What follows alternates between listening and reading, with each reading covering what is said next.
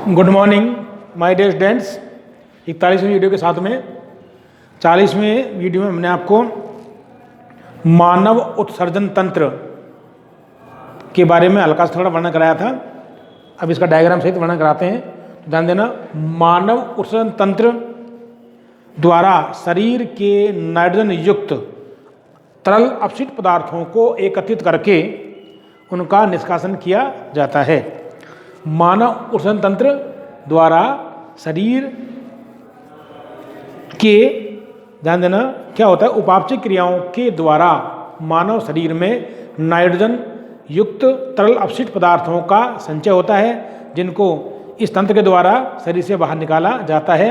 यह तंत्र निम्नलिखित भागों से मिलकर बना होता है।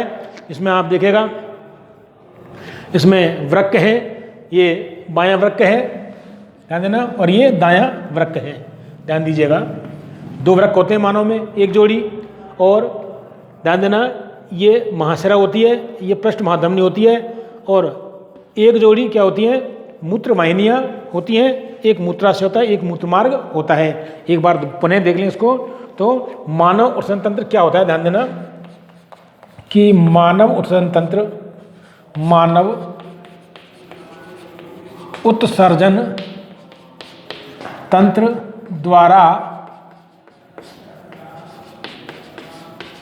शरीर के, ध्यान देना, मानव उत्सर्जन तंत्र द्वारा शरीर के नाइट्रोजन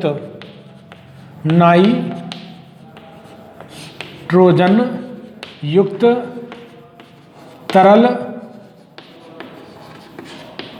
अपशिष्ट पदार्थों को एकत्रित करके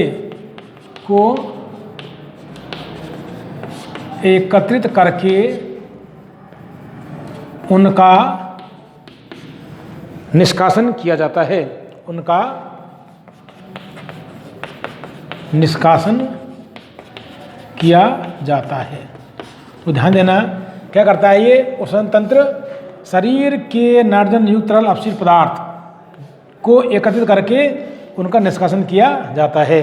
तो ध्यान दीजिएगा कि उपापचय क्रियाओं के फलस्वरूप शरीर में अपशिष्ट पदार्थों या उत्सर्जित पदार्थों का संचय होता है, जैसे अमोनिया, यूरिया, यूरिक अम्ल और CO2 गैस आदि। ध्यान देना, इनमें से अमोनिया, यूरिया और यूरिक अम्ल को इस तंत्र के द्वारा बाहर निकाला जाता है। ध्यान देना, तो यह तंत्र किन किन भागों से मिलकर बना होता है, ध्यान देना। उत्सर्जन तंत्र निम्न भागों या अंगों से मिलकर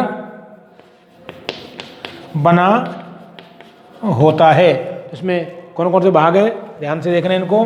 हालांकि मैंने आपको ये कल बता दिया था, तो आपको स्पष्ट रूप से ध्यान देना। वृक्क है, मतलब मुख्य उत्सर्जक इकाई होती हैं इस तंत्र की। वृक्क जो दो होते हैं, एक जोड़ी होते हैं, ध्यान देना, बायां वृक्क और दायां वृक्क। इसी प्रकार वृक्कों से क्या निकलती है, मूत्रवाहिनियाँ। मूत्रवाहिनी जो होती हैं ये भी दो होती हैं, अर्थात एक जोड़ी होती हैं, एक मूत्राशय, एक मूत्र मार्ग। अब देखिएगा, इसमें पहला जो है वो होते हैं वृक्क, इन्हें बोलते हैं किडनी, KIDNEY, किडनी। ये होते हैं एक जोड़ी। कितने होते हैं, एक जोड़ी। दूसरा है मूत्रवाहिनी, यूरेटर, मूत्र वाहिनी, ध्यान देना, इसे बोलते हैं यूरेटर, URETER, यूरेटर। ये होती हैं एक जोड़ी। ये भी कितनी होती हैं, एक जोड़ी होती हैं। तीसरा है मूत्राशय, एक मिनट रखो, आसमा आ जाएगा आपको। मूत्राशय, यूरिनरी ब्लैडर, मूत्राशय, इसे बोलते हैं यूरिनरी ब्लैडर, BLADDER। और चौथा जो भाग है वो होता है मूत्रमार्ग,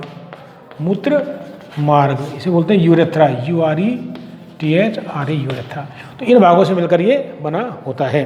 तो इसमें मुख्य भाग है आपको किडनी। इसी प्रकार किडनियों के ऊपर के वृक्कों के ऊपर क्या पाई जाती है, अधिवृक्क ग्रंथि पाई जाती है। तो आगे देखिएगा, अभी एक एक का हम वर्णन करते हैं। अब आता है वृक्क।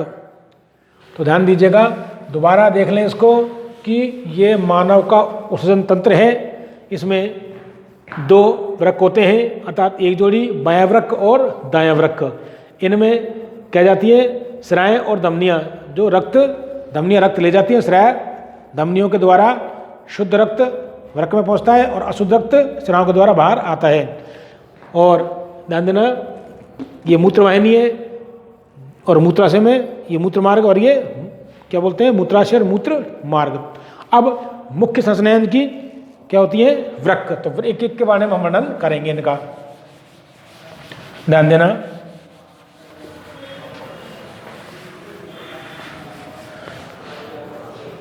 तो सबसे पहले वर्णन करेंगे हम इसका वृक्क। वृक्क, किडनी, KIDNY, किडनी। ध्यान देना, ये क्या होते हैं, ध्यान देना, यह मानव का मुख्य उत्सर्जी अंग होता है।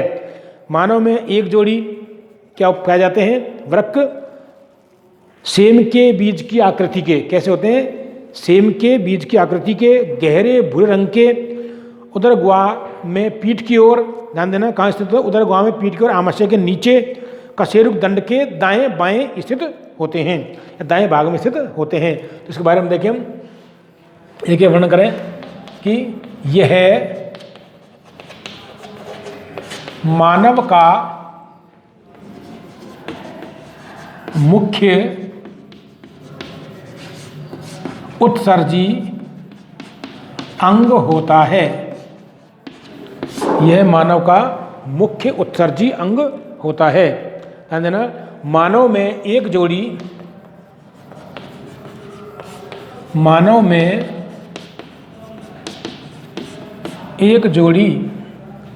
वृक्क, मानव में एक जोड़ी वृक्क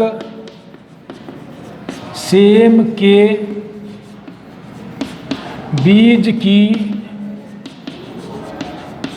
आकृति के, सेम के बीज की आकृति के, गहरे भूरे रंग के, गहरे भूरे रंग के, गहरे भूरे रंग के, और इसमें आ जाएगा आपको उदर गुहा में पीठ की ओर, उदर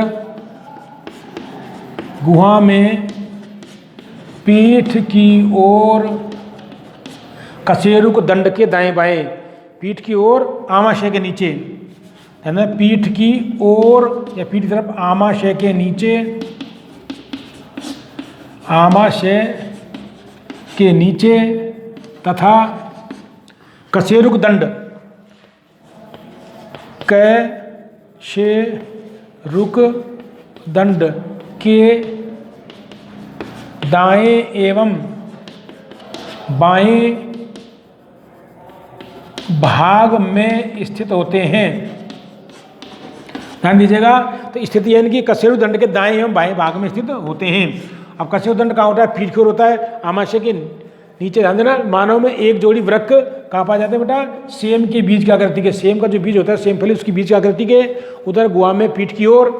ध्यान देना, और रंग कैसा होता है, गहरे भूरे रंग के, उधर गुहा में पीठ की ओर आमाशय के नीचे तथा कशेरुक दंड के दाएं बाएं स्थित होते हैं। तो ये इनकी स्थिति हो जाती है। अब देखिएगा, ध्यान देना,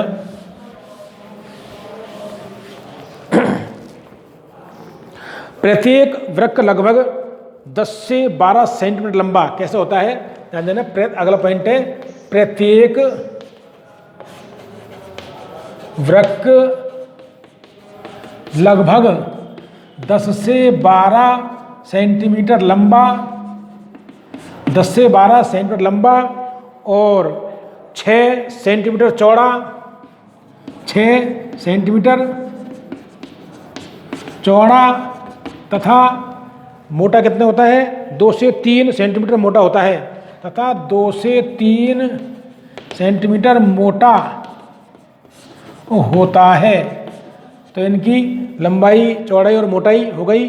मतलब 10 से 12 सेंटीमीटर लंबा होता है, 6 सेंटीमीटर चौड़ा होता है और 2 से 3 सेंटीमीटर मोटा होता है।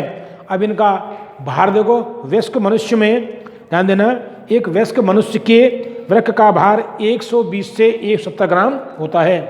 ध्यान देना,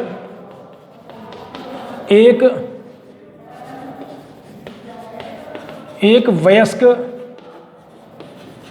मनुष्य के वृक्क का भार 120 से 170 ग्राम होता है।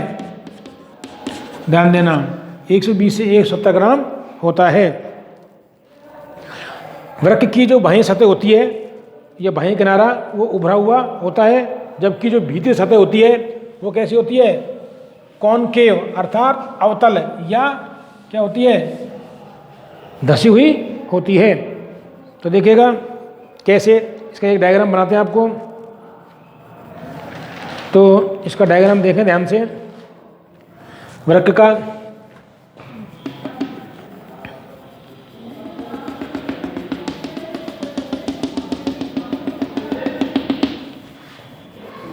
ध्यान दीजिएगा, ये डायग्राम इसको देखें ध्यान से।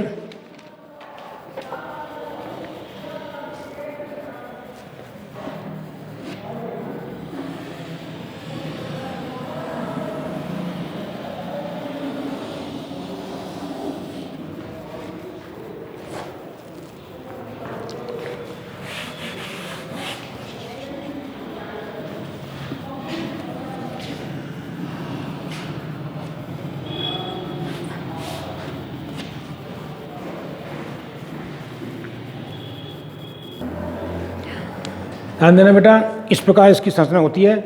इसे हम बोलते हैं, ये बड़ा भाग पेल्विस होती है। के बाद में ये होती है मूत्रवाहिनी। मूत्रवाहिनी यदि एक वृक्क की आंतरिक संरचना देखेंगे तो इन्हें बोलते हैं मेडुला पिरामिड। मेडुला या पिरामिड, ध्यान देना। और इसमें आ जाता है आपको, ये भाग होता है कॉर्टेक्स भाग होता है इसमें। और ये हो जाता है वृक्क आवरण, वृक्क का आवरण, इसे बोलते हैं वृक्क आवरण। वृक्क आवरण होता है ये। इसके बाद में इसे बोलते हैं पेरिटोनियम बोलते हैं इसको। क्या बोलते हैं बेटा?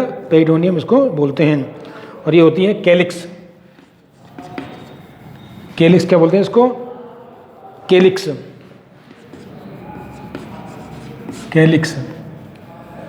ये होती है माइनर कैलिक्स और मेजर कैलिक्स में बटी होती है, कैलिक्स होते हैं।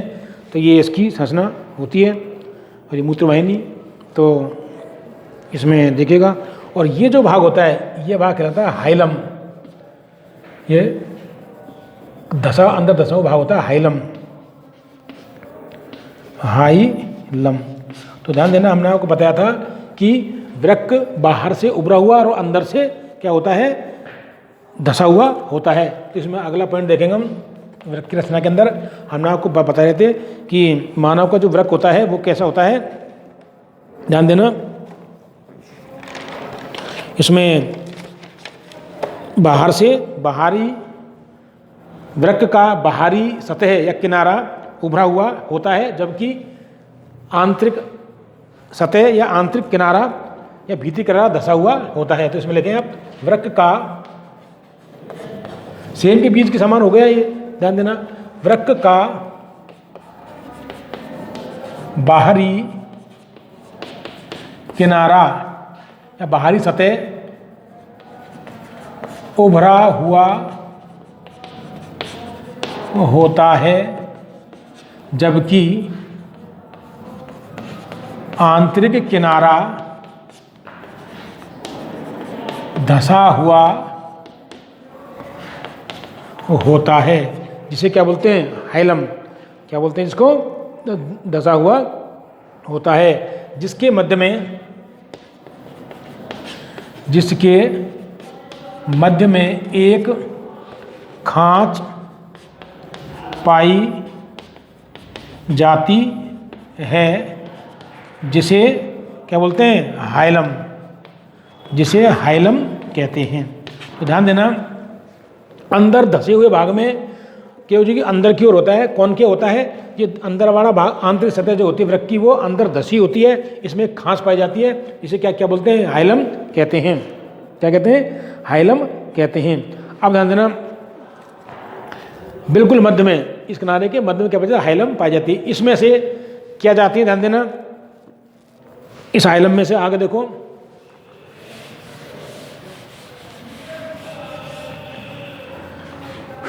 तो इसमें देखिएगा हाइलम से होकर क्या कह जाएंगी, अगला पॉइंट है हाइलम से होकर क्या कह जाएंगी, ध्यान देना, रक्त धमनी, रक्त धमनी,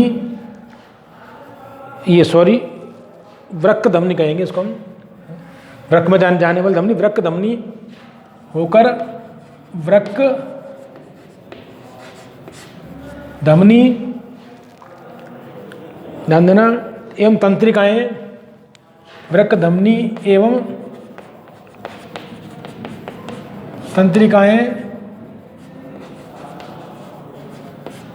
वृक्क में प्रवेश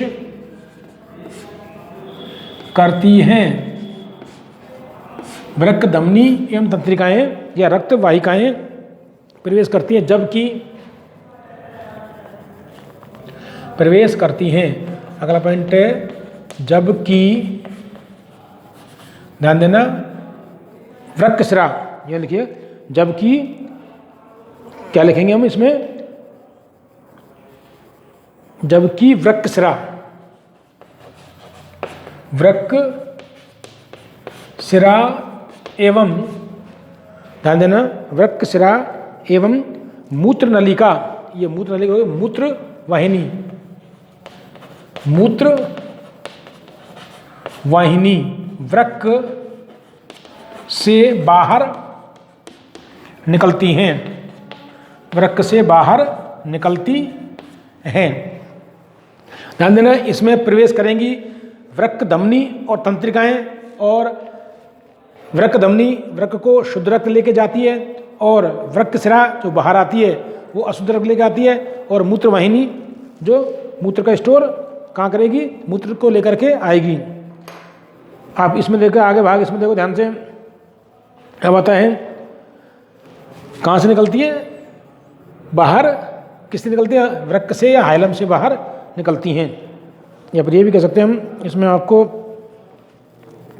मूत्र नलिका हाइलम, यहाँ लिखो सॉरी, हाइलम से बाहर निकलती हैं, मतलब जबकि वृक्कशिरा एवं मूत्र वाहिनी या मूत्र नलिका हाइलम से बाहर निकलती हैं, वृक्क से हाइलम छिद्र के द्वारा बाहर निकलती हैं। आगे देखिएगा इसमें, क्योंकि ये मुख्य मानव के उत्सर्जी अंग होते हैं क्या, वृक्क, तो इसमें देखो ध्यान देना, हाइलम के आंतरिक भाग में कीपाकार पेल्विस पाई जाती है। तो ये हाइलम का जो आंतरिक भाग है, इसमें कीपाकार पेल्विस, ये कीप के आकार की, ध्यान देना, ये पेल्विस होती है, जैसे इसका सिरा चौड़ा होता है, ये तो कीप के आकार की कैसे होती है, पेल्विस पाई जाती है। तो ध्यान देना, इसमें लिखो हाइलम,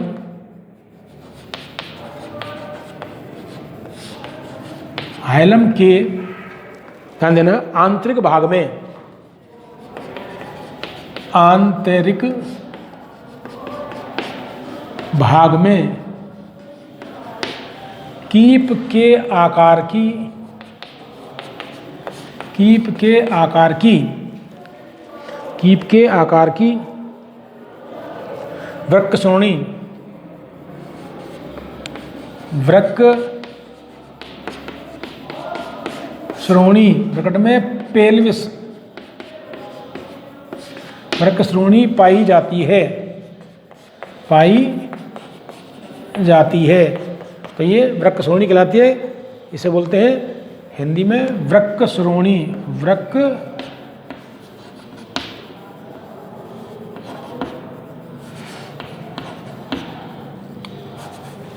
वृक्क श्रोणी, इसे बोलेंगे हम, ध्यान देना।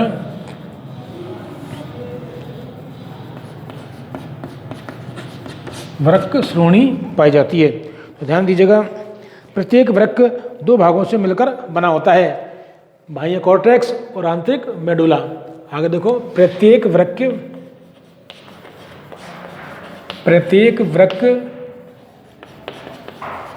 दो भागों से मिलकर बना होता है। प्रत्येक वृक्क दो भागों से मिलकर बना होता है, बाह्य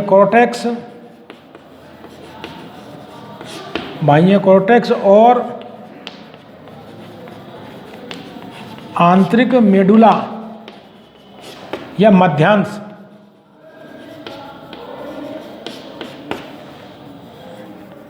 कहते हैं, जिन्हें बाह्य कॉर्टेक्स और आंतरिक मध्यांश या मेडुला कहते हैं। आगे देखिएगा, प्रत्येक वृक्क में लगभग क्या पाई जाती है, 10 से 12 लाख उष्ण इकाइयाँ पाई जाती हैं, जिन्हें वृक्काणु कहते हैं। आगे देखो, प्रत्येक वृक्क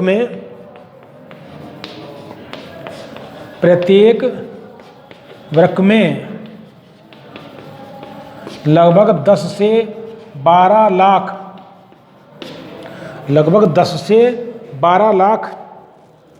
क्या पाए जाते हैं, उत्सर्जन इकाइयाँ पाई जाती हैं। उत्सर्जन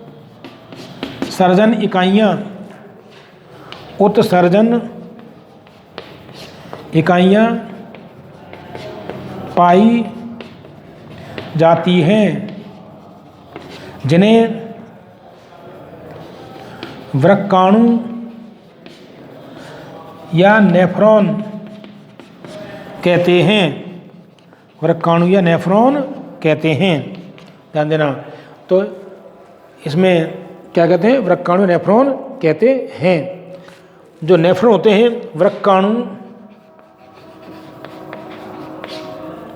वृक्क की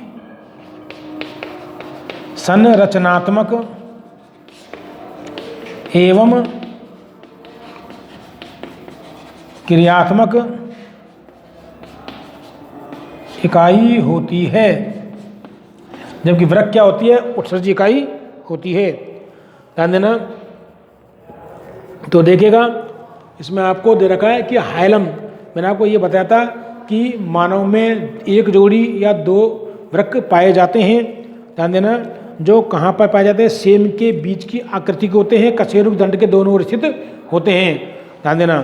कहाँ होते हैं, सेम के बीच की आकृति के भूरे रंग के उदर गुहा के पृष्ठ सतह पर या पीठ में, उदर गुहा के पीठ के और आमाशय के नीचे कशेरुक दंड के दोनों ओर दाएं और बाएं स्थित होते हैं। प्रत्येक वृक्क लगभग, मैंने आपको दिखा दिया, प्रत्येक वृक्क लगभग 10 से 12 सेंटीमीटर लंबा होता है और 6 सेंटीमीटर चौड़ा होता है तथा 2 से 3 सेंटीमीटर मोटा होता है। आगे देखो, एक वयस्क मनुष्य में वृक्क का भार लगभग कितना होता है, 120 से लेकर के 170 ग्राम होता है, जबकि महिला में कम होता है, 110 से लेकर 150 मिलीग्राम होता है। आगे देखिएगा, वृक्क की जो बाह्य सतह होती है वो उभरी हुई होती है, जबकि जो आंतरिक सतह होती है, अंदर वाला भाग क्या होती है, धसा हुआ होता है। इसके मध्य भाग को बोलते हैं हाइलम कहते हैं। और क्या बोलते हैं, हाइलम कहते हैं। हाइलम में ध्यान रखना, हाइलम के आंतरिक भाग में कीपाकार की संरचना पाई जाती है, जिसे क्या बोलते हैं, पेल्विस या श्रोणी कहते हैं। ये हाइलम का जो भाग होता है, यहाँ से यहाँ तक, इसमें एक कीप के आकार की रचना पाई जाती है, जिसे वृक्क श्रोणी या पेल्विस कहते हैं। प्रत्येक वृक्क दो भागों से मिलकर बना होता है, बाह्य कॉर्टेक्स और आंतरिक मेडुला। मेडुला जो भाग होता है वो प्राइमेड रूपी होता है, जो कॉर्टेक्स में दशा होता है, कॉर्टेक्स में होता है, या कॉर्टेक्स इन मेडुला के मध्य में दशा होता है। अब देखिएगा, प्रत्येक वृक्क दो भागों से मिलकर बना होता है, बाह्य कॉर्टेक्स और आंतरिक मेडुला कहते हैं। प्रत्येक वृक्क में लगभग 10 से 12 लाख उत्सर्जन इकाइयाँ होती हैं। क्या होती हैं, उत्सर्जन इकाइयाँ होती हैं, जिन्हें वृक्काणु या नेफ्रॉन कहते हैं। अतः वृक्काणु वृक्क की संरचनात्मक एवं क्रियात्मक इकाई होती है। अब ध्यान देना, मानव में जो बायां वृक्क होता है, हमने आपको बताया था मानव में बायां वृक्क, ध्यान देना,